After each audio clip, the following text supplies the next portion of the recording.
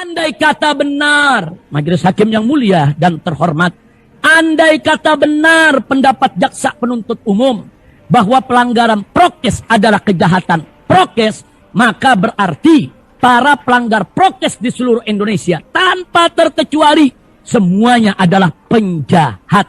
Termasuk semua tokoh nasional, mulai dari artis hingga pejabat, termasuk menteri dan presiden, yang telah secara terang-terangan terbukti secara kasat mata melakukan berbagai pelanggaran prokes. Maka mereka semua adalah penjahat dalam istilah jaksa penuntut umum, karena mereka semua telah melakukan kejahatan prokes.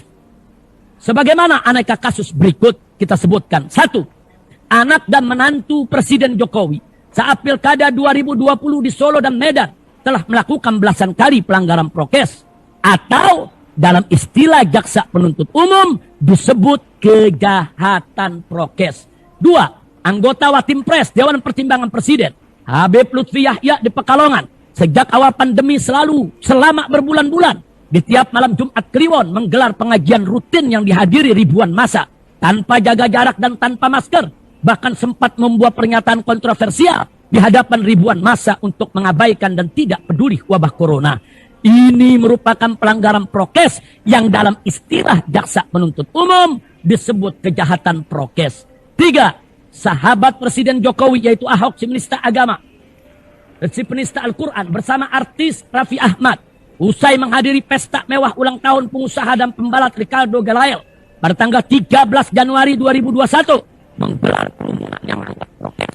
Ini juga pelanggaran prokes yang menurut istilah jaksa penuntut umum disebut kejahatan prokes. D. Acara kongres luar biasa KLB Partai Demokrat yang digelar secara ilegal oleh kepala staf daripada kantor staf kepresidenan Muldoko, yang nyata-nyata membuat kerumunan dan melanggar prokes, bahkan telah menyebabkan terjadinya bentrok sehingga mengganggu ketertiban umum di Deli Serdang, Sumatera Utara pada tanggal 5 Maret 2021. Ini pun pelanggaran prokes yang menurut jaksa penuntut umum, menurut istilahnya disebut kejahatan prokes. 5. Ini paling fenomenal.